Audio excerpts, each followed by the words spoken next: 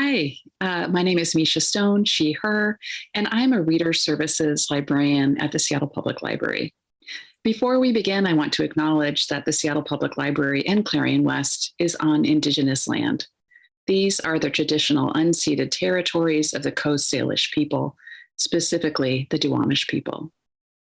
Thank you so much for joining us today for Fantastic Intersections, Romance and Speculative Fiction. This event is co-sponsored by the Seattle Public Library and Clarion West Writers Workshop. This event is also supported by the Seattle Public Library Foundation and author series sponsor Gary Kunis and media sponsor the Seattle Times. I cannot wait to hear this amazing panel today. I feel like we have a dream team of panelists and we're bringing people together from various countries and time zones. So thanks again to them for being here today to have this conversation. I am going to be handing this over to the wonderful Rashida J. Smith, moderator extraordinaire with Clarion West. And let me just introduce our moderator and host today. Rashida J. Smith spends her days coordinating online students and instructors for Clarion West. By night, pre-dawn, actually, she writes fantasy and paranormal romance as Jasmine Silvera. A former editor of the Hugo-nominated semi-prozine Giganotosaurus and NaNoWriMo addict, Smith attended Clarion West's 6-week workshop in 2005, where she studied with Octavia E. Butler, by the way. She is passionate about helping other writers achieve their goals, spending time with family and friends, and keeping her year-old mini Bernedoodle, Obi-Wan Kenobi, from devouring yet another pair of scissors. Please join us. Thank you, Rashida. Take us away. So much, Misha. Clarion West is a nonprofit literary organization whose mission is to support emerging and underrepresented voices by providing writers with a world-class instruction to empower their creation of wild and amazing worlds. Through conversation and public engagement, we bring those voices to an ever-expanding community. So I am the online program coordinator for Clarion West. And like most writers, I grew up with my nose in a book. Fantasy and comic books were my gateway drug, with the occasional space opera thrown in. And the stories that always drew me in were the ones where a romantic partnership played a strong role. As I grew older and discovered an entire genre where the emotional arc of a relationship was the plot, my heart still craved the supernatural, strange, and otherworldly. But those older romances, like older fantasy and science fiction novels, contained a host of problematic elements and a glaring lack of folks who looked and loved like me at their centers. I believe we're entering a new golden age of both speculative fiction and romance, but not without its gatekeepers and pitfalls, but with a host of new opportunities for writers to bring characters and love and the stories that have always existed to these genres. From the sublime and the magical to the stirring and the steamy, storylines centering BIPOC and LGBTQIA characters are flourishing in the romance and speculative fiction genres. Today, I'm joined by 5 authors who are tackling the nuance of building romance into the plot versus romance as the plot, the role of the happily ever after or happy for now in representation, and the future of the fantastic in romance. So first up is Essay Chant. Their novel, Peter Darling, was called a thoroughly intelligent, ingenious take on Peter Pan, with a premise that shifts from delightful to funny to profoundly moving. Novelist Essay Chant is also a prize-winning pie baker, an ardent tabletop gaming enthusiast, and they live in Seattle with a frightening amount of books and a cat who was recently described as a gooey cryptid. So quick question for you, Essay. Would you rather be able to pause time or rewind time? Ooh, I think pause time. Great. Next up is KJ Charles. The Magpie Lord, the first book in her Charm of Magpie series, was chosen by Oprah Magazine as one of the 27 greatest romance novels to read in your lifetime. KJ spent 20 years in UK publishing before becoming a full-time writer. She lives in London with her husband, 2 kids, an out-of-control garden, and an increasingly murderous cat. Boy, these cats are characters in this group. So KJ, rocket ship or teleportation? Teleportation, I get seasick. Oh, good answer. Next up is Hugo Crawford and British Fantasy Award winner Zen Cho, whose debut novel, The Sorcerer in the Crown and To the Crown, was called an enchanting cross between Georgette Hare and Susanna Clarke, full of delights and surprises. Her newest novel is Blackwater Sister, a contemporary fantasy set in Malaysia, where she was born and raised. She resides in the UK and lives in a notional space between the two. So Zen, zombies or vampires? Oh, not very keen on either of them. Vampires, because I do like that show, What We Do in the Shadows, so I'll go with that. It's a great show. It's one of my favorites. So next up, the first book in Leslie Penelope's Earthsinger Chronicles, Song of Blood and Stone, was included in Time Magazine's Best 100 Fantasy Books of All Time. An award-winning author of fantasy and paranormal romance, Leslie was born in the Bronx just after the birth of hip-hop, but left before she could acquire an accent. Leslie lives in Maryland with her husband and their furry dependents. So Leslie, robots or dinosaurs? Ooh, dinosaurs. They sound a lot more fun. Completing our panel is author C.L. Polk. Their most recent novel, Midnight Bargain, has been called Smart, Sexy, and Sincere, an alter Regency romance with fantastical magic and very real teeth. C is the World Fantasy Author Award-winning novel, the author of the World Fantasy Award-winning novel Witchmark, the first novel, The Kingston Cycle. They keep all their stuff in a tiny apartment with too many books and a yarn stash that could last decades. They ride a green bicycle with a basket on the front, and they drink good coffee because life is too short. A person after my own heart. So C, passwords or secret handshakes? Secret handshake. Awesome. Well, I want to thank you again for joining us today. I'm really excited about having this conversation. I think we'll start out just kind of with the basics, and feel free to jump in, whoever's got their first, I want to take a crack at this one. Where is the dividing line between a spec fic novel with romantic elements and a romance? Is there more to romance than the happily ever after and the focus on the satisfying emotional arc? Well, I would say there's a lot more to romance than that, but that's the sine qua non. That's the thing that you can't be a romance without. So that's your starting point. In as much as you can't have a speculative fiction novel with no speculation. So as for a dividing line, I personally think it's pretty much where both the reader and the writer feel inclined to draw it, and that may not be the same for any given book. I think the dividing line is, something that has romance. If it's a fantasy romance or a paranormal romance, something like that, the romance is the central story. You've got a lot of other plot elements going on, but if you pull out the romance, then you wouldn't have a story. Whereas a lot of times you can add a romance into another kind of story and have the romantic elements, but they can be pulled out and you'd still have a satisfying, complete story, although probably not as fun, if you ask me. Yeah, I think that's right. I write mostly fantasy with romantic subplots, and I think the difference to me is that fantasy romance, as opposed to a kind of romantic fantasy or fantasy with romantic subplot, has a set focus, the development of the romance, the relationship between the two or more characters, and I think the emotional journeys of the respective leads needs to support the development of the romance, to be connected to that for it to be a romance. Whereas a speculative fiction with romantic subplot, the main story would be something else really, and you just have the kind of additional romantic element.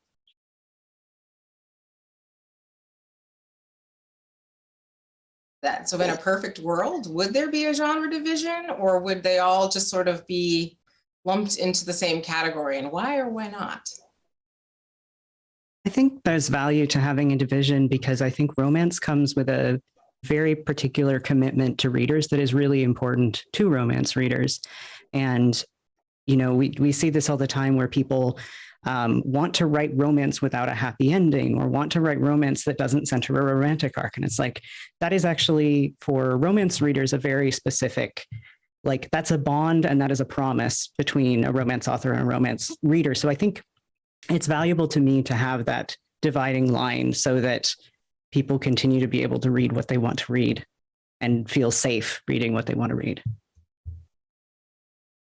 I think they're just useful descriptors. We can get really worked up kind of arguing about genre boundaries, but at the end of the day, it's kind of a rough and ready term for something.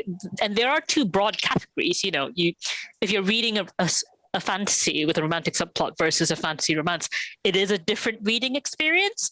And it might not be that there's a sad ending for the romantic subplot in the fantasy, but it's just you might not get as much focus on the actual romance and the development of the relationship, which is what you want in a romance, really. So I think they are useful. They are useful terms, but I wouldn't kind of place too much weight on them at the same time. I mean, they're fundamentally marketing terms, for publishers, for authors. They're our way of saying to the reader, this is what you're going to get when you buy my book. So while that's very important because you don't want to sell people something they don't want to buy, it's not at the heart. I don't think it's at the kernel of anyone's writing journey. It's you write your book. Well, I would think you would pretty much write your book and then decide where it's going to be marketed. Or you might think, right, I really want to write a romance, and you'll go into that. But it's marketing. Yeah, I think it's definitely a way of calibrating reader expectations, isn't it? Yeah. Well, you've got to, don't you? You've got to give readers a chance to think, wow, no, this one isn't going to be for me. This is, we've all had the experience. You open this book that's been promised that it's going to be a hilarious laugh fest, and then it just really, really isn't. But they thought it would sell more if they put "it was funny" on the cover, and it's an exasperating experience. So, I'm well behind genre divisions solely for that purpose. The reader service is really at the heart of, and I agree with everyone else, like as someone who loves romance, sometimes you're just in the mood for something very specific, to the point of a very specific trope that you want to see. Like today, I just want to read, an enemies to lovers, and we'll talk about tropes later, I think. But, some readers are very fine tuned, and some readers are kind of just like, whatever. So you give the reader the opportunity to self-select what they might be in the mood for and what might satisfy them. Because if I'm in the mood for something and, like KJ said, you're promising something and you don't get that, well, it might be a very well-written book, but my opinion about it might be swayed by the marketing. And so I think that there is something very valuable about marketing it as clearly as possible and assigning it a category that just really lets readers who want to hone in as deeply as they want to and get what they're looking for. And I do think that the genre categories are useful to writers in that, they obviously don't drive what you decide to write. But recently, kind of during the pandemic, I've been moving more into writing romance rather kind of fantasy with romance.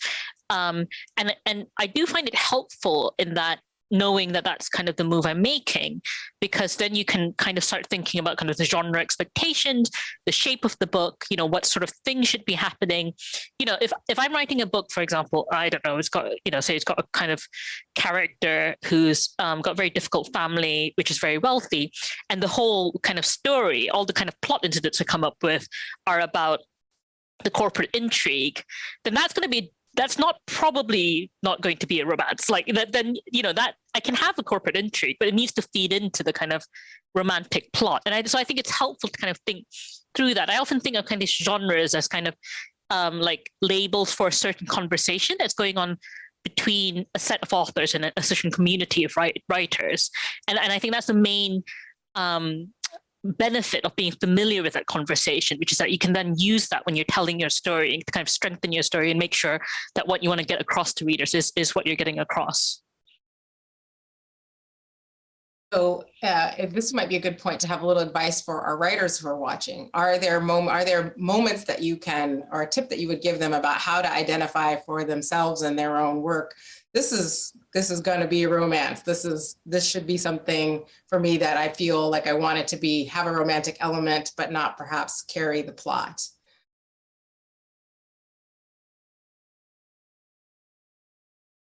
I should say, I might come in here from the perspective that when I wrote my first book, or the first one that got published, The Magpie Lord, I actually started writing that as a fantasy and was quite startled when it turned into a romance, because that wasn't my intention at all.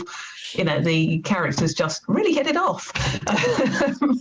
And it converted itself into a romance quite dramatically under my hands. But that genuinely, I thought I was writing literally a fantasy novel with a very small, I didn't actually think I had a romantic element in there, but it just went wham. And I used to edit for Mills and Boon, so you would think I could spot a romance when I see one, but apparently not. So I think possibly don't allow, if your book is going in one way and it really feels like it's going in one way, ride that tiger, because it's a great feeling when a book actually wants to go somewhere, and don't be too hung up on if it wasn't the thing you thought you were writing.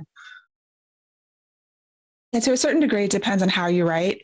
If the whole platter versus pantser, sometimes you're not sure what it is until you get there. Sometimes you have very clear ideas up front about what you're writing. And if you happen to be under contract, that also helps you be very clear about what kind of house is this? What did they contract you for?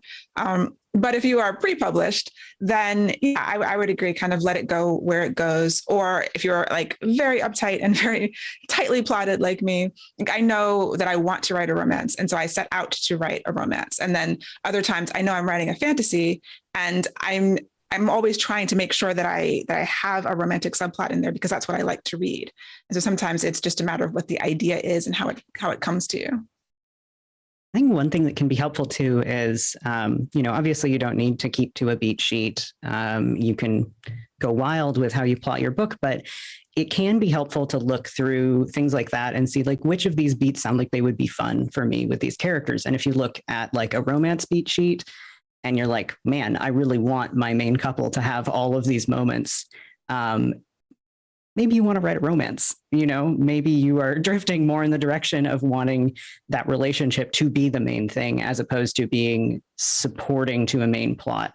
I don't know. I'm a big fan of the notion that none of us are that original, and it's really valuable to look at structurally how other stories are told. So I think if you can compare to the structures of other stories and see like, well, do I want to be more like this or do I want to be like that? That can be a helpful way to disambiguate that. Have you ever moved into a book or plot that has surprised you with the amount of romance or the lack of it in your plotting and in your drafting? Actually, no. Basically, I just kind of decide what it's going to be, and then I write that thing. I think that maybe sometimes when it's out there, people think it's a different thing from what I think it is. But at that point, it's really none of my business, is it? That's a lovely segue actually into talking a little bit about reader expectation and interaction with both the genres. I know, and tropes, especially, as Leslie touched on. Romance readers are known for being extremely savvy in the way that they look for a book by the tropes, or they can identify exactly what they're looking for. This is a broad generalization, so apologies to anyone on either side of this, but you often will hear, the expression too tropey or cliche gets bandied about a little bit more, I think, in some of the speculative fiction genres. So you talk a little bit about how, from your experience as a reader too, that reader interaction with tropes and understanding the metadata of a book and how you process as you're reading, and how that maybe you interact with your readers that way. And how you view, sorry, go ahead.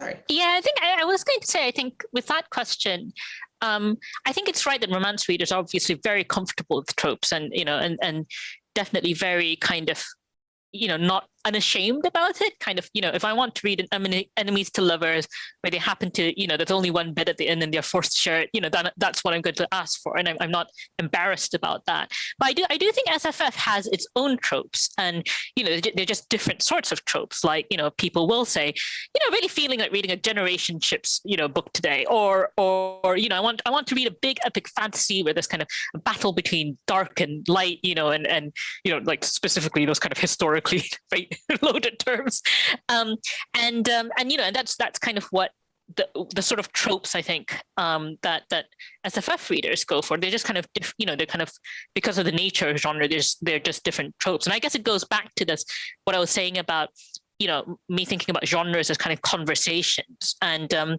for me, these tropes are kind of storytelling tools. They're often vehicles of pleasure. So they're often very enjoyable tropes to play with. The reason why we want that book about enemies to lovers, or that reason we want to read about generationships, is because we've read all these other stories about generationships, and we know there's kind of specific pleasures of that experience, and we want to see that trope further explored. So I think knowing, kind of having a fairly good sense of the kind of history of a trope, or I guess how it's been used before, other books that have used that trope, it is quite important to a writer, because then you get a better sense of what readers are actually looking for when they want to read a book with that trope. And it kind of gives you ideas for how, your own take on them.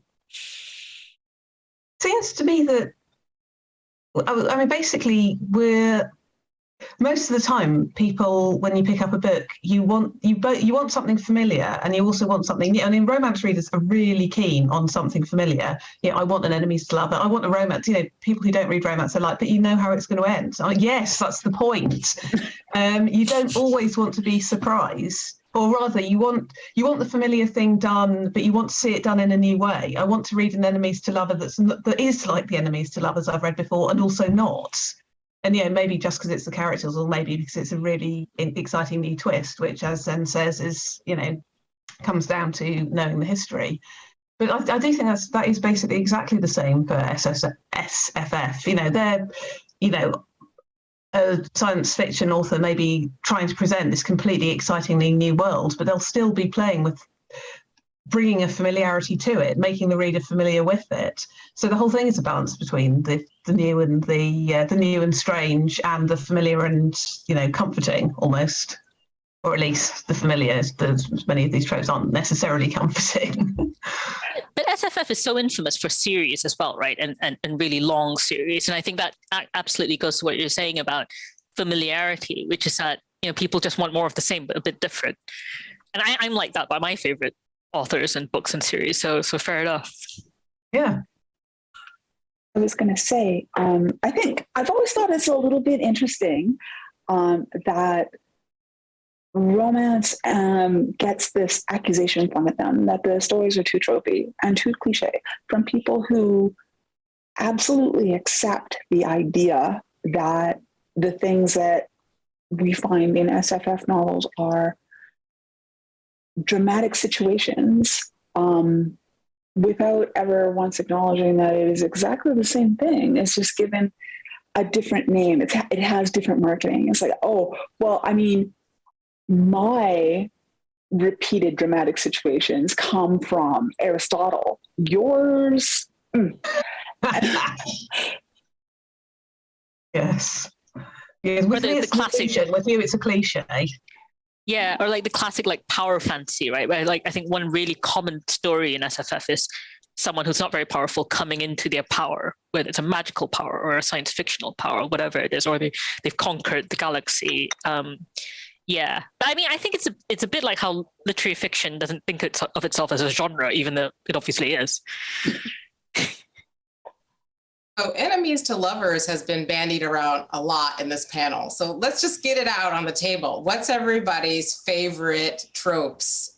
See, you're up first. Oh, me. Oh, I love me a fake dating story. Oh my gosh. Give me a buddy who's come to help you out because you're going to be judged because you don't have a relationship. And then and then you get to the hotel and there's only one bed. Bring me this. More of this, please. Yes, me too. I love the fake relationships, fake fiance, fake marriages, all the way down the line. Enemies to lovers is also one of my favorite tropes. And then, those are probably the top two. I really like kind of forced proximity. So often, fake relationships are one version, but an arranged marriage, I really like that kind of story as well. Yeah, I've just completely blanked out the other trope I was going to mention, but forced proximity, I'm very keen on. I love all three of the ones mentioned. I'm not actually a trope-driven reader. I'm what Elle called whatever reader. It's it's the execution. So I'm even when I think, oh, I don't like that trope at all, then a book will come along that just does it brilliantly, and I love it. So, but yeah, I'm a sucker for false proximity most of the time. I'm currently writing enemies to lovers with fake dating, and there's only one bed, and that's basically me in a nutshell. Yes, thank you. Bring it to me. I didn't realize at some point that most of mine are forced proximity, and I was like, oh, I guess I like that. I like putting two people in a room and making them sort it out, and then oops, we fell in love. That's a fun one. Like a sexy get along shirt. We've talked a lot about the big genre picture. Let's talk about your own writing. All of you are centering characters that both romance and speculative fiction have traditionally often sidelined, stereotyped, or ignored completely. So talk a little bit about the importance of that representational element in your work, either personally or in the larger conversation within the genre. I think for me, it comes back to a lot of that conversation about what is familiar and what is strange. Because I think when you're writing speculative fiction, you want to have both of those elements in there to ground your readers with the familiar and then excite them with the strange. But that goes to a very toxic place a lot of times when we talk about like certain people getting to be the familiar and other people getting to be the strange, where you don't see certain people represented as much in speculative fiction because authors don't see them as quote unquote normal. You have to write special books about queer people and people of color. You can't simultaneously have an exciting new fantasy element and somebody who you don't see as regular. And when we perpetuate that with readers, that's where I think you start to get into these incredibly rigid lines about who gets to tell stories and about who. So I think there's a great deal of importance of just insisting, like, no, the people who live on Earth, those are the familiar, whether or not they're familiar to you, like the people who live on this Earth in 2022 and the people who they would evolve into 2,000 years into the future, or the people who represented them 2,000 years in the past, you know, those all need to get to be the familiar and they all need to get to experience the strange. We're in a really weird place where people can readily read about spaceships, but they expect the human beings on those spaceships to have the exact same gender roles that we do now in 2022, or more likely in 1950. Most of the time, there's just a real disconnect there between the ability to imagine, you know, fantasy elements and the ability to imagine other human beings. I think for me, I had the experience just probably, you know, most of the other panelists have had as well growing up. But I grew up in Malaysia, reading, we're a former British colony, and I was mostly reading books by British authors and other kind of Western authors. And I was completely convinced as a child that only white people were allowed in books, you know, to have adventures in books, because that was literally all the evidence available to me.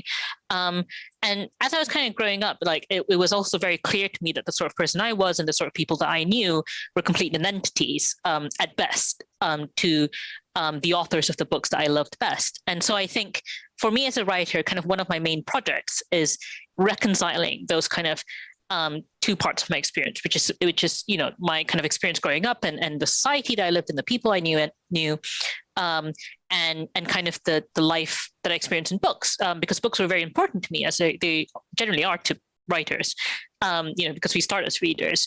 And so a lot of my books kind of, I think, are a product of that. So my first two novels, Sorcerer to the Crown of the True Queen, are set in Regency, England, and they're very much inspired by, you know, my experience reading Jane Austen, reading Georgette Hare, and people like that. But they center people of color, they center queer people, and that's kind of an attempt to kind of pull those two things together in a way, and kind of almost kind of, you know, not only kind of prove that we exist, but kind of that we are important. And we get to have adventures in books as well. Yeah, I think I agree. Like that's my same experience. It's just sort of like in Canada, as a child, like I've read tons of Enid Blyton, like, and all of these other books, especially like kind of franchise mystery books, like Nancy Drew and Trixie Belden and Bobbsey Twins and the Hardy Boys, and it's all like white people getting to do fun things, and it wasn't something that I questioned, not for a really long time. And so a lot of the writing that I was doing was about white people doing fun stuff. And, you know, I'm developing out of it, but that was like, it gets under your skin and you don't even really realize that it's happening to you. I have some of that same experience where sometimes in my early writing, I would realize, oh, these characters are white. Why are they white? Why was I doing that? And you have to sort of like decolonize your mind and be like, okay, I don't think that I was really put here to write white characters personally. I feel like there's plenty of white authors who are doing that really well.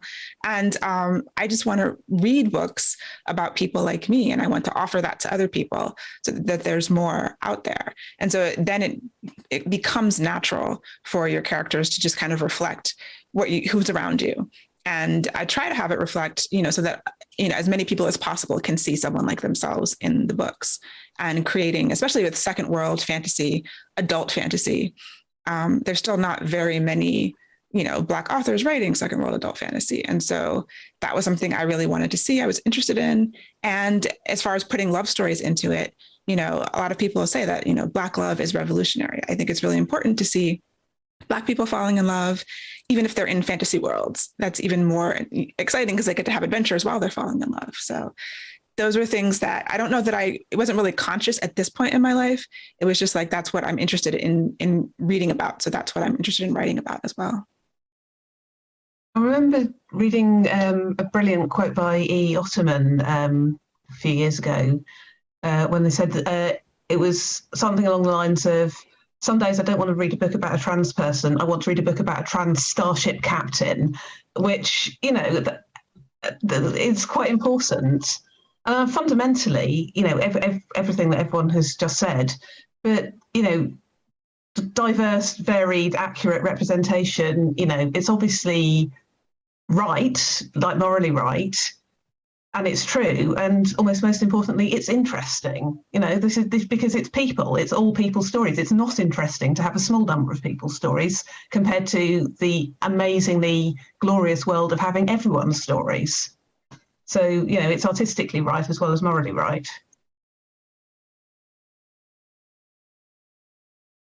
That also extend to having the romantic element. I think Leslie touched upon this as, being able to show folks in love, falling in love, having satisfying relationships. There's an amount of revolutionariness that's just, it feels, for those of us living in those lives, it's like, well, that's life, but on a larger scale can feel kind of revolutionary to have that representation. And then have you ever gotten any feedback or critical feedback of the representation, even if it's your own experience? Oh, please. It happened when I was writing Witchmark in 2014. I had this character in my mind, Miles Singer, and all these things. And when I was thinking about his workplace, I was thinking about his work wife, his best friend at work. And she was very clear to me that, like, her name was Robin. She was a surgical nurse. She was really smart. She was very practical. She was the person who was actually responsible for organizing the nurses union, all this stuff, like really, really good, really, really competent. And she was Black. And in the first scene, I have him going to talk to her outside of the hospital. They're taking a break and they're just talking to each other about stuff. And I just kind of went on. And when I had the work kind of critiqued by other writers, it was astonishing to me how many people told me that I couldn't do it, that I could not do it, that it wasn't realistic, that Miles would never speak to Robin unless it was directly work related, that they could not be friends, that Robin could not be a nurse at all, or could not be a nurse in a hospital where the doctors were white. And I was just like, did you notice that it's not Earth? Did you notice that, did you notice that you're taking this historical prejudice from a planet that doesn't exist in this story world and you're dropping it squarely on the heads of my characters? Did you notice that? But it kept happening again and again and again. And I was pretty astonished by it. It wasn't, so this is something that really interested me because it's something that I noticed twice in reviews of two different books. And they were very positive reviews overall, actually. So the first was a novella I wrote called The Perilous Life of Jdo, which is a historical romance set in London in the 1920s about a Chinese Malayan young woman who is living in London, and she has a romance there. And then the second was about Sorcerer to the Crown, which is about England's first African sorcerer royal. I mean, he's British, really. He grew up in Britain. And in both of the reviews that I'm thinking of, there was sort of a passing line saying, well, you know, of course, it's completely unrealistic that they would have as good lives as they do, or you know, it's completely unrealistic that nothing terrible happens to them simply by virtue of the fact that they are non-white and living in historical England, you know, and it just struck me as quite an odd thing to say, because we know that historically the UK, there were many people of color living in the UK, and I'm sure it wasn't a pleasant experience at many, you know, I'm sure they did experience a lot of racism, but I mean, it's interesting that, you know, the idea that they might have actually quite okay lives on the whole, you know, the occasional racist incident aside, was like so challenging that the reviewer felt compelled to mention it as kind of a major implausibility. I mean, bear in mind, Sorcerer to the Crown has, I mean, spoilers, but has a climax where a mermaid turns herself into a giant, and then the heroine fights her by turning a bit of froth off a wave into a horse and rides out to battle her. You know, that you know, Zachariah is the main character. That's plausible. That's totally plausible. Zachariah is being, you know, having quite a cool job, being quite well off, having loving parents, facing racism, but generally having a pretty decent life is the most unrealistic part. I mean, people are really attached to marginalized characters being miserable. And that is, I think, the biggest piece I've noticed, which is similar stories of like, if you have a trans character, but it's in the past, they are going to contend with all these things. Ergo, they must live every day of their life in aching misery, and they'll never find love. And it's just like, alternately, no, like, A, I'm generally writing fantasy, and B, just not everyone is miserable all the time, because some aspects of their life are hard. Like, that's just categorically not true. And it's a weird failure of imagination to imagine that people might be able to, you know, compartmentalize a little bit and still fall in love and experience happiness. And even if you do completely believe that that is true, like, it's a story, let it go. I do sometimes wonder if the people who are saying those things are, it's sort of a warped version of trying to be, I mean, in some cases at least, and in some cases it's obviously, you know, comes from a bad place, but in some places people like, they're bending over backwards, say, I acknowledge the suffering of other people, I acknowledge so much suffering, all I can see is suffering, so I'm acknowledging it so hard, kind of thing. And they almost don't realise that what they're actually doing is saying, no, you don't get a chance at joy, because they're so busy acknowledging your suffering. Yeah, I do think it's a reaction that comes from two different places, because one of the reviewers I was thinking of doesn't share Zacharias' background. So he probably was doing a kind of like, well, probably was very hard to be a Black person in England in 1800s. Not denying that. But then the other person actually, you know, was the same ethnicity as the main character of The Perilous Life of Jdo. And I think for them, it was like almost being so imagining themselves in that situation, just getting so stressed about the idea of living in like 1920s London that, you know, they were almost kind of hypersensitive to kind of the vulnerabilities of that character's position. I think it is really interesting, but it does show that, you know, writing about marginalized characters experiencing joy is challenging on for multiple reasons to some readers. I think a lot of readers' reaction is often just based on either misconception or ignorance of actual history and just the way people live. You know, that's what it sounds like when they're saying, oh, well, you couldn't have that character because there weren't Black and brown people in Europe in XYZ century or whatever, or there weren't queer people, or they were doing, like, they have a narrative in their head. And that's why I think our stories are so important, because, you know, we can challenge those narratives, and eventually, you know, people will realize, because if they've read enough things, then they'll stop having these assumptions about the way things are. because a lot of us are doing research for, especially when we're writing historical, we have to, and finding real stories of people who were existing and just living their lives and fighting whatever battles they had to fight, but still, being whole people and having those the good times and the love and as well, and putting that forward. I think it's just a way to battle the ignorance that's out there and then the preconceived notions wherever they're coming from. Yeah, I've had that a little bit with readers saying that most of Peter Darling takes place in Neverland. And the ending is coming out of that and saying, I'm going to live and be myself in the real world. And I've had readers, even readers who share my background, say, that's tragic that he should have to go be real. Like, wouldn't it be better if he stayed forever in a fantasy world and never really grew up and stayed forever kind of stunted emotionally and like unable to really connect with people? And I'm like, I don't think so.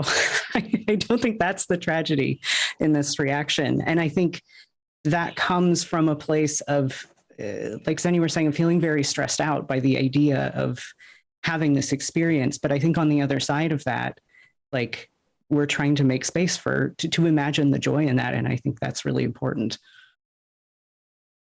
Canonical Neverland is also quite an unpleasant place. I mean, I don't know what your take on it is like. That's not great. Yeah, Peter Darling is a little harrowing in parts at the beginning. I was very worried a lot. And Essie, you wrote this amazing blog post about, speaking to reader expectations about scenes that readers expect to have in books with characters of marginalized identities. And I don't want to spoil Peter Darling, so I don't know if I should say what the scene is. I'll let you describe it if you want to. But I wanted to hear you all talk a little bit more about this idea that in the book, you have to have a scene where the character comes out, or the character color talks about being a character of color and like what that experience is. Is that necessary? When do you decide that, look, we don't need to cover that anymore because that's either been covered or that's not what my book is about? You talk a little bit about experiencing that and how you then kind of reflect that back at the reader, if you would.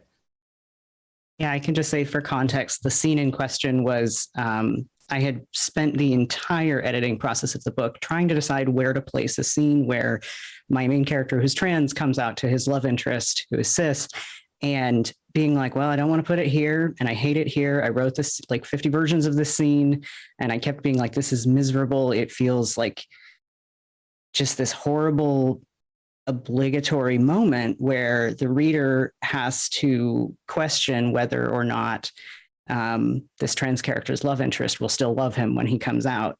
And then I finally just wrote a version where the scene wasn't in there. And I asked my editors, like, I think that scene kind of sucks. Like, everywhere I've put it, can we just not have him come out and just kind of have that be taken for granted? It's a romance novel.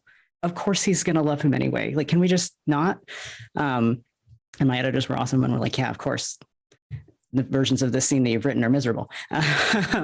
And so I had this realization, though, that like, even as a trans author who hated reading those scenes in every romance novel I'd ever read them in, I still had it stuck in my brain of like, well, it has to be. And it took, like an arduous 6 months and getting multiple other people to reassure me to, get me to the point of believing that I was allowed to leave that out.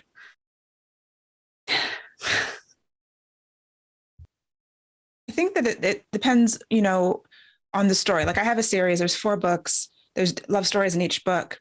And some of the characters are dealing with racial issues and their place in the world because of their race. And some of them aren't, and they're the same, race. So it's the character journey and the plot that you've written, whether you want to deal with that or not. Like some people and some stories, they're specifically dealing with it and in different ways. I can imagine that there are coming out scenes that can be done differently and that are for different purposes and have different purposes in the plot. And so, I have created in this second world fantasy 2 countries and 2 races who have a lot of conflict with each other. And that is part of, the whole plot that I'm writing. And so there's going to be that's an issue that I'm specifically dealing with and trying to do it in a new way. But then there's also times when that's not part of that specific character's plot.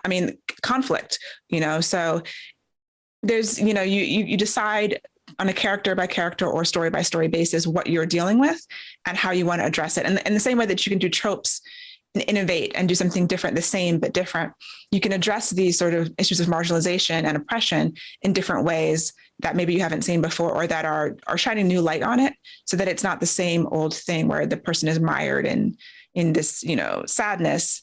It can just be refreshed, I think.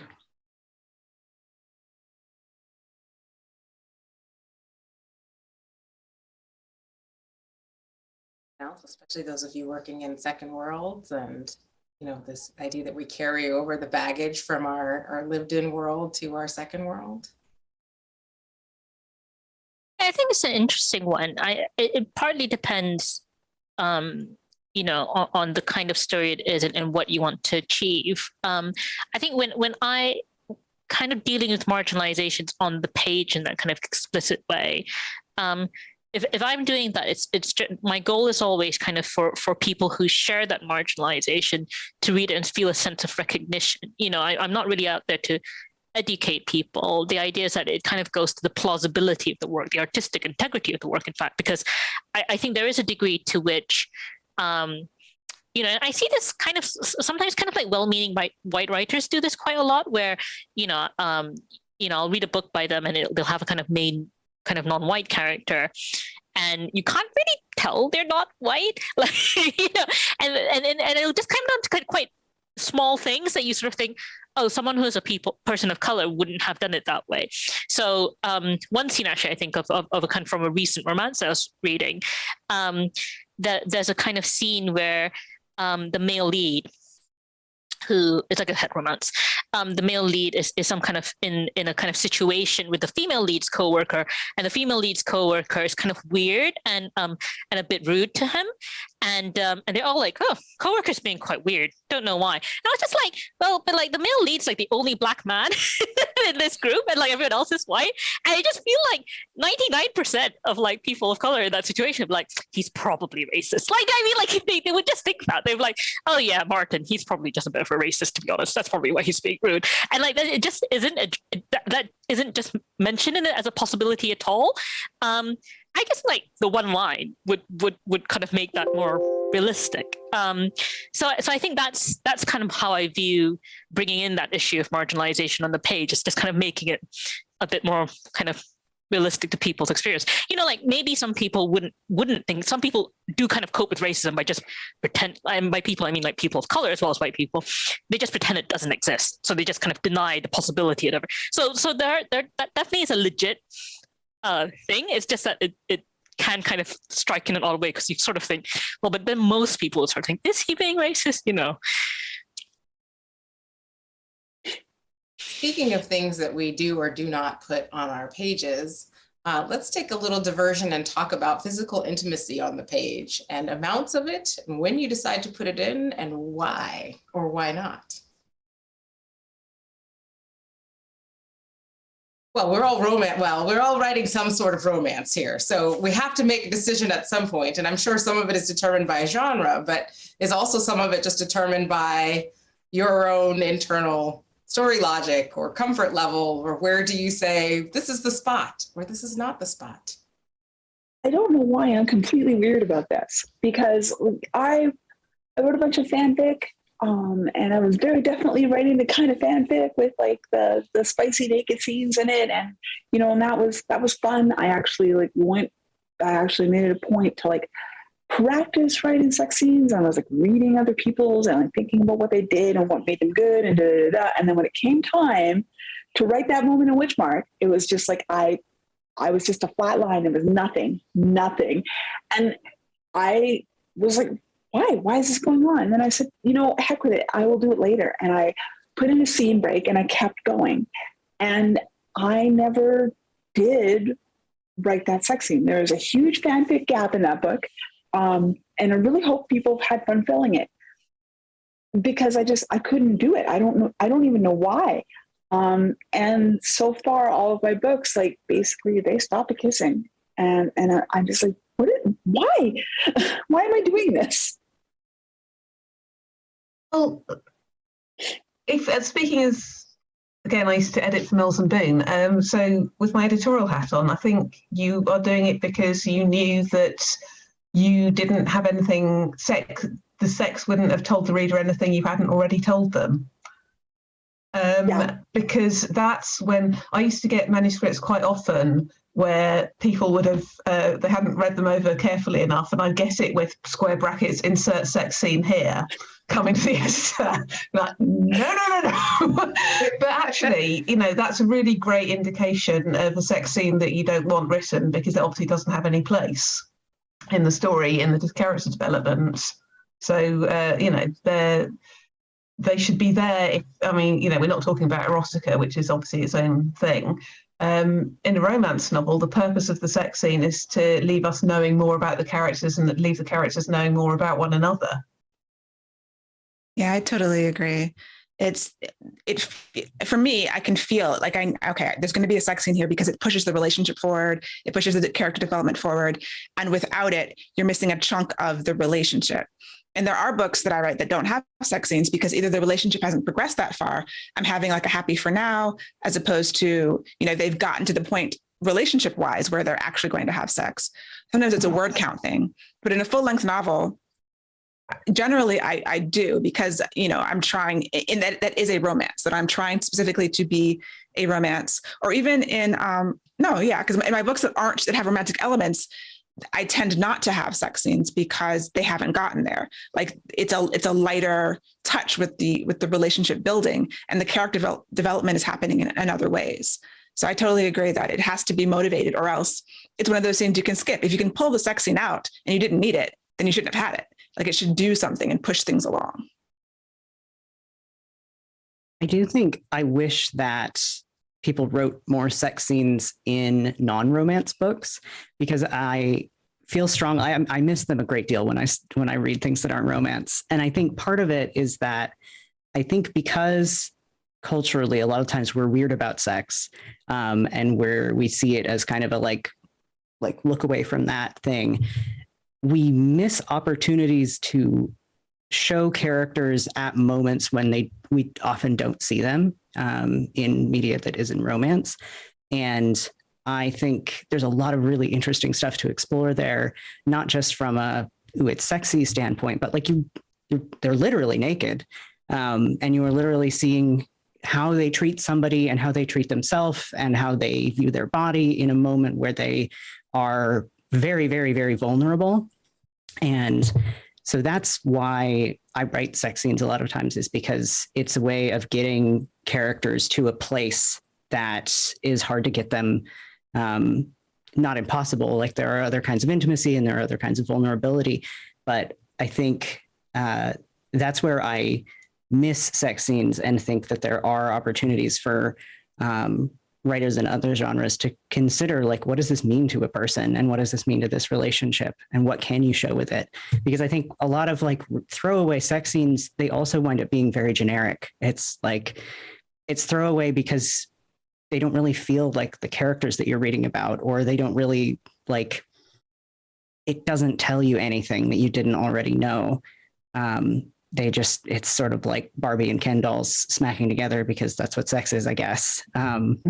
So I just see them as a tremendous opportunity to, I don't know, tear your characters apart a little bit. It probably sounds weird for a sex scene, but you have the opportunity to really get in there. This conversation, like part of the conversations, actually reminded me of the trope that I blanked on earlier when I was talking about favorite tropes. And it probably says a bit too much about me, but the one trope that I really like is when the characters, for whatever reason, are pretty repressed. Like they're not likely to have sex, whether it's because it's set in a Regency period or they're in a society which is less kind of permissive than Western society, etc. And so what that means is what we would consider very minor forms of touch are extremely important. So, the touching the hand, or like the significant ballroom dance, or even, or things that don't even get to touch, like kind of writing a letter, being the lady who writes the letter to the man instead of, and that is something that I really dig for whatever reason. So it's a trope I really enjoy. it is connected to the answer to this question, because I think that does, to a certain degree, probably explain why I don't write sex scenes. But what CL was saying was interesting as well, because I came from fanfic as well. But actually, my fanfic career has taught me is that I don't particularly enjoy writing sex scenes. Like, love reading them, love reading a good, well-written sex scene, but I just don't really like writing them. They're a kind of action scene, and I don't really like writing action scenes either. So what I've decided is to kind of lean into what I'm good at and enjoy writing, and kind of avoid, to the extent I can, what I don't like writing. And so that's part of the reason why my books haven't so far featured sex scenes. But I definitely agree. This is sometimes you write a story and you feel, okay, that there needs to be a sex scene here, because that's just what it needs to kind of push the story along. I mean, the other reason why I don't have sex scenes in my books, I think it's partly a genre reason. And I don't mean just that I don't write romance as such. I write kind of fantasy with romantic subplots. But for example, my first 2 novels are kind of Regency romances, very much modeled in the Georgette Hare style. Hare doesn't have any sex, it's kind of, sex isn't really a thing in her world. I mean, it's a thing in that it's in the backdrop, but you never see it on the page. And it's interesting because it kind of structures the rules of her society. But again, people never do it on the stage. Anyway, but it's to the degree that I once had a reader write in and say, I read Sorcerer to the Crown as an asexual romance, and I really enjoyed it that way. And I said, well, that's a lovely way to take it. Yeah. And then the other most romantic fantasy book I've written, The Order of the Pure Moon Reflected in Water, is inspired by wuxia, which is kind of like kung fu and stuff. And it's inspired by the kind of wuxia that doesn't have much sex on. And I think nowadays, people will have heard of wuxia that does have a lot of sex in, but like the Untamed. I mean, not that it's got sex on the screen, but yeah, it's more Legend of Condor Heroes than the Untamed, to use a kind of comparison, which probably not many people watching this will recognize. I got you. I'd be surprised. Yeah, sorry. Sorry, CL, I jumped in on you, Zoom style. I didn't mean to cut you off, please. I think CL was just recognizing my references, which was very rewarding for me. Well, it's been really rewarding for me to have a chance to ask you all the questions that have been bubbling around the back of my head since I started doing all of this writing romance stuff. I would love to give the audience a chance to have some of their questions answered, though. So if I can run a few quick questions by you for your input, that would be great.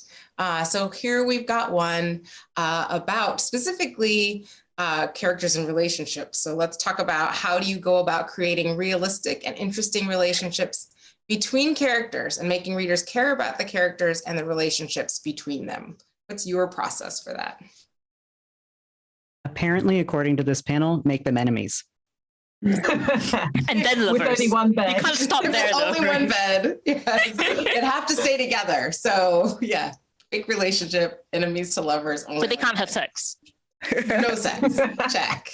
Well, I do think starting off with, I'm primarily a romance author rather than primarily an SF author. So where I come from is always, what pulls these two people together and what is it that's keeping them apart? Because if there's nothing keeping them apart, it's going to be a really short book. So that push and pull, and identifying what that push and pull is at the heart of that is where I start with my character creation. Although, I have occasionally written characters who are just perfectly suited to one another, and everything that keeps them apart has to be an external problem, because their internal problem, they're just great together. And I have also absolutely written books where I'm at 60,000 words in before I actually work out what the real problem is, and I have to go back and rewrite the whole thing. But that would be it. The push and pull of why they're apart, what keeps them apart, what keeps them together. I think that's what I love about mixing fantasy and romance, is that I can rely on the external conflict, because I'm a person that there has to be some kind of internal romantic conflict or internal personal conflict for characters, but I prefer it when it's a lot of external. And so it's not so much that, because a lot of times in like, especially contemporary romance, you fall into big misunderstandings, and it's not really that really great reasons why they can't be together. That can be difficult. But when you add in something like historicals, where it's very societal pressure, or you're adding in monsters, or, you know, dark lords or armies or something like that. All these other elements that you can put in to tear a couple apart when they're obviously supposed to be together. That's what draws me to the genre in the first place. So that's kind of a shortcut to having that sort of relationship push and pull, when it's not just people who are in their own heads and are unable to connect for internal reasons. I think my thing about when I'm creating a relationship that is going to be like a romantic plot in one of my stories, with the Kingston Cycle, all of those books are fantasy novels with strong romance plots inside them. And what I was looking at was like, my question is how does this relationship change these people? How is it different from any other time? It's like any other time, like, how is this boyfriend not like the other boyfriends? And so like relaying that experience is mostly what I'm doing in that. It's like, I want to write a story about this particular romance because it is remarkable. And you know what? That's not realistic at all. I don't care. Yeah, so coming at this more less as a kind of romance author, there's kind of a few different ways, I think, to get readers to invest in your characters. And I kind of am talking as a reader as much as a writer. But I find a character that's been wronged in some way that often is quite effective, you know, because obviously you sympathize with them. Someone who's trying their best. But they don't necessarily have to have good goals. It just has to be something, you know, goals that you agree with. It just has to be something they really, really want. And I think that can be really compelling. And I mean, this goes more to the kind of the story itself, the shape of the story. But I think every like your main character or characters needs to have something that they need, that they're kind of lacking at the beginning, and by the end of the book they get it. You know, and generally it's something that they need to kind of change in some way. Like maybe they need the courage to come out, or they need to believe that believe that they can commit to a relationship in order to kind of actually have a fulfilling kind of relationship. And I think in a romance, what you want, I guess, is basically a version of what CL was saying, which is that you need to kind of show how does that relationship with the other main character give them what they need, whether that's the courage to kind of make a change in their jobs that they really hate, or whatever it is, you know?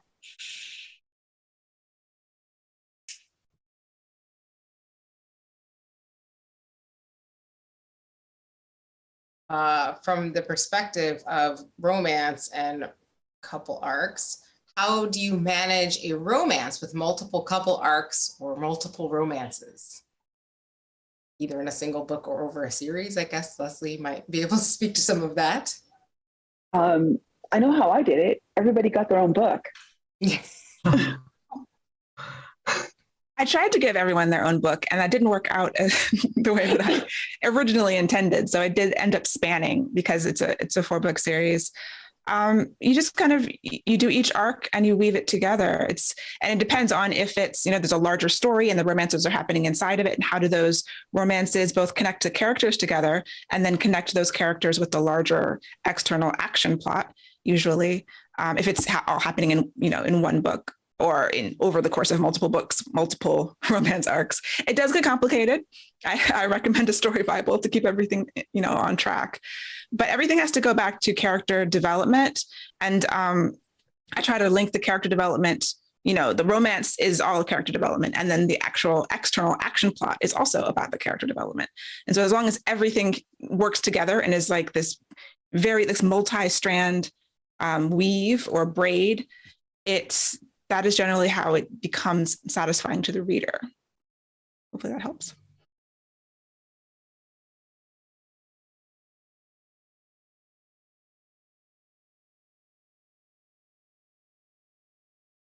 World build. Oh, sorry. We move on to our world building question, because I think this ties in a little bit. And that is, you know, do you have any advice to help people with the world building, to help with that process, or tips to help any tips others could use to make worlds people absolutely get immersed in? I need some reading glasses, apparently.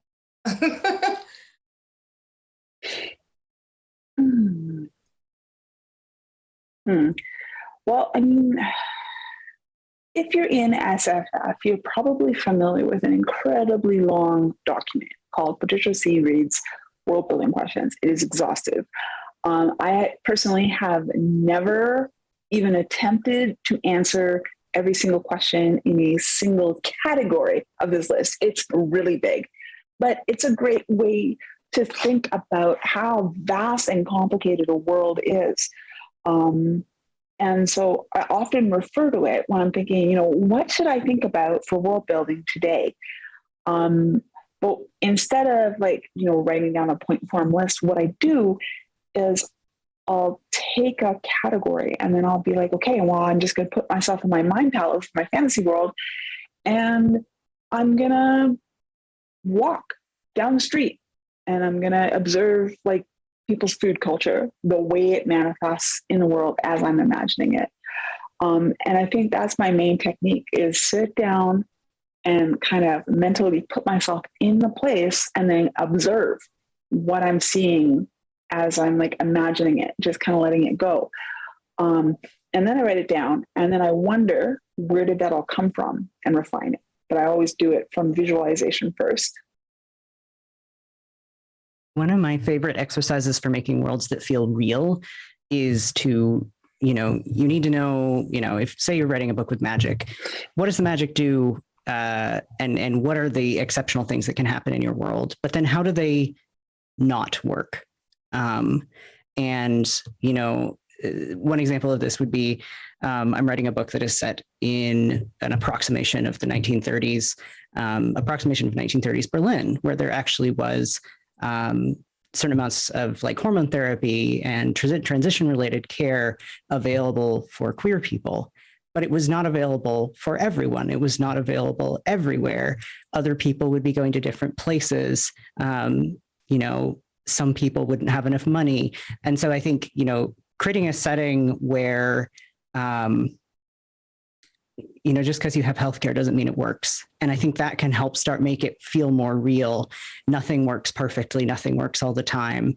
And that tells you a lot about who has access and what. So it can tie into a lot of different aspects of what does the world look like? What do the different people look like? Who has access and who has power? Who has the power is one of the most important questions for me when I'm writing a fantasy world, when I'm making it up. Who has the power? Who doesn't? Now we've talked about romance character arcs, and we've talked about world building. So let's throw them together in this question. How do you balance SFF world building with romance character relationship building? Do you feel that to be a successful SFF character / romance must arise from the specific world in your book or the book?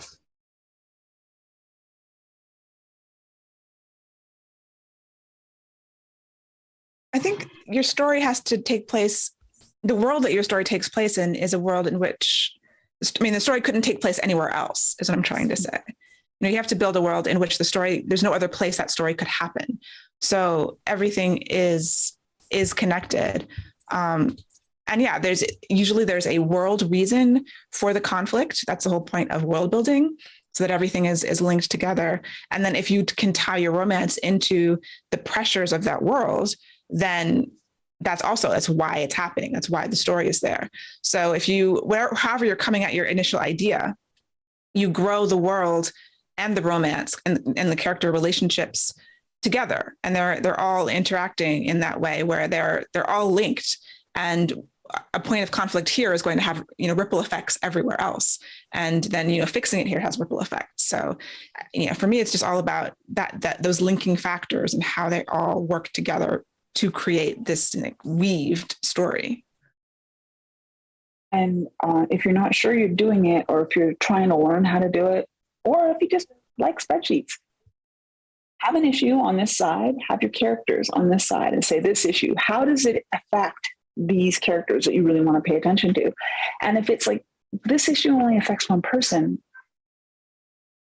that gives you a cue, maybe we should look at this again. Let's look at the other, let's make it more complicated. And then, an Excel spreadsheet just helped you do your world building. Oh, see, I'm putting that one in my toolbox. That's amazing. Can you all speak a little bit to dual or even multiple POV in romance writing? I'm grappling with a romance beat sheet that dictates alternating POV, and I'm not sure this works for my story. Oh, I have I've never very done it strong once in a feelings. public book. I've never done it once. All my books are single POV. I think the for me, the decision of is it going to be single or dual POV is like it's the thing I have to know before I start writing. Yeah, it's absolutely crucial. And in fact, I'm writing a duo at the moment, and with both of them, I've been really going back and forth. When I started, I was really going back and forth about single or double. I think there's massive advantages to and disadvantages to both. I absolutely think the decision should not be made on the basis of what a creative writing book says. You know, set fire to that right now. You make the decision on, for me, the first and most important thing is what do I want the reader not to know? Because, you know, sometimes you've actually got to withhold. Sometimes you want the reader to only see the stuff that one person sees, so that, you know, so that we keep the other love interests. Yeah, they fundamentally remain separate from the reader, just like they remain separate from their love interest, like we all humans always are separate from one another. And, you know, that way you can really play with what the reader knows or understands or believes or hopes. And the idea that there has to be one way or another, and that one is inherently better, is just absolutely wrong. You know, it's very much a craft decision. So, you know, go with your gut, that's what I say, and think about what you're trying to tell people. And the arcs of the characters. Go ahead. Oh, sorry. No, you go ahead. I was just going to say the arcs, you know, if you have two characters and one has a larger change arc than the other one, the person with the less arc, you know, who changes less might not need a POV. You know, that's one of the things I think about, like who's changing the most? Are they both changing equally? And that is also a consideration. Yeah, I had to really wrestle with this for my current book because I liked both points of view, but one character, kind of like Keisha was saying, knew too much, and I couldn't have the reader know too much. But at the risk of advocating for spreadsheets, as we've already done a lot on this panel, I did finally just make a spreadsheet of like pros and cons of both points of view and what does this person know and what does this person know. And that was the only way I could finally decide, was like kind of weighing like, oh, I love having this perspective on this, but does that outweigh the reader getting all of this information? No, cut it. I don't think there's one good way to do it. I think it's just dependent on what story you're telling. Good. Spreadsheets for win the day. Let's just end the panel there. And I'm just kidding. We have a few more questions. So question about sensitivity readers. How often do you all hire or use sensitivity readers?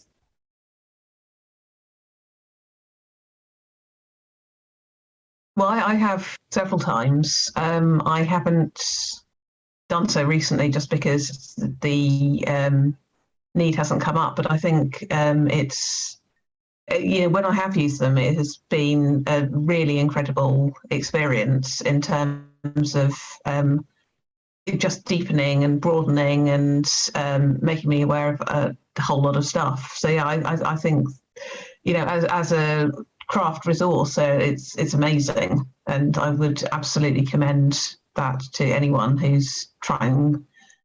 You know, we always say do your research. This is another way of doing your research, but you know, you pay people for their labor. But I feel I've never had anything but brilliant experiences using them. I'm very, very grateful for everyone who's done it for me. I approach this differently. I don't wait until after I've written the story to have somebody look at it and tell me where, you know, I created a problem. I am working on a book. Who knows if anybody's ever going to see it? But one of the characters is sufficiently hearing impaired that they don't like to talk. They don't like to talk. They use sign language, and fortunately for them, they live in a culture where one of the official languages is a sign language because it's the most universal way to make sure that everybody understands what you're talking about. And I wanted to know some things. I wanted to know some things around signing habits and things that you needed to know, because while I am hard of hearing and I need physical hearing aids in order to hear people clearly, I don't actually know sign language. So I talked to somebody who does and is deaf, and we did a couple of meetings before I wrote a word where, I got to ask some questions and get some resources and talk about my ideas and get to adjust them before I actually started writing a manuscript. I think that's so valuable, because I think one thing that I know about myself, and I think this is true of other writers, is when I have something actually down on the page, that's when I start to get attached to it and feel protective of it. And I don't want to change that. And you start to get stuck. It's once it's down, it's sort of stuck. So I think it's really valuable to speak to a sensitivity reader in advance, especially if you know that about yourself and you can feel yourself becoming protective of an idea. It's easier if you can let it go before before you do anything with it. I hired my first sensitivity reader with this last book, and it was such a great experience after. I do wish I had started earlier. I think that's a very good point. Talk to the person, talk before you write. But I found it was a really wonderful experience. That said, that doesn't indemnify us entirely. So we can still potentially, all of us, either make a mistake or be perceived as making a mistake by any number of people, right? And so, then I want to bring this one to you because this was specifically asked for you, but I would love for others to take a crack at it if you feel like it applies to any of your experiences. That, have you ever received any negative feedback from Indonesian readers for your representation of Southeast Asian and supernaturals? And I forgive my pronunciation, Pontianaks, that don't align with their expectations. So I imagine the reader's expectations. Yes. Yeah, so my answer is no. I've never had that kind of feedback. Well, I mean, there's a couple elements. So I don't go and seek out reviews. I don't go on Goodreads, so there may well be loads of reviews knocking my representation of Pontianak, which I haven't seen. They can knock themselves out then, that's fine. I would say that the Southeast Asian readers who get in touch with me fall into two categories. So one is aspiring writers who haven't actually read my work. Quite a lot of people are like that. So they're not going to criticize it, basically. But the other category are just happy, that I'm there. We are a relatively underrepresented part of the world. People regularly mix us up with South Asia and East Asia. I think people recognize that. So the Pontianak is a very well-known, mythological kind of creature, I guess, in demon-ish kind of creature in Southeast Asia. So she is found in Indonesia, Singapore, Malaysia, and it's kind of like the vampire, I guess. People have an idea of what she does and what her kind of habits are. But I think when people read my stuff, they recognize it it's a take on that. It's a take on that classic idea, and also I think another thing about being Southeast Asian, right, is that a lot of people who are from Southeast Asia believe in Pontianak. So in a way, it doesn't really matter whether I misrepresent them. It would if they were a group of marginalized people, but because they are terrifying demon, it doesn't. I'm writing these kind of cute stories where they're aunties as well. I mean, that's cool. Clearly I'm just terrified of them, and that's how I'm coping with my fear. I think there's a kind of mutual understanding there that whatever I write is not going to affect an actual real life Pontianak. So I haven't had any negative feedback along those lines.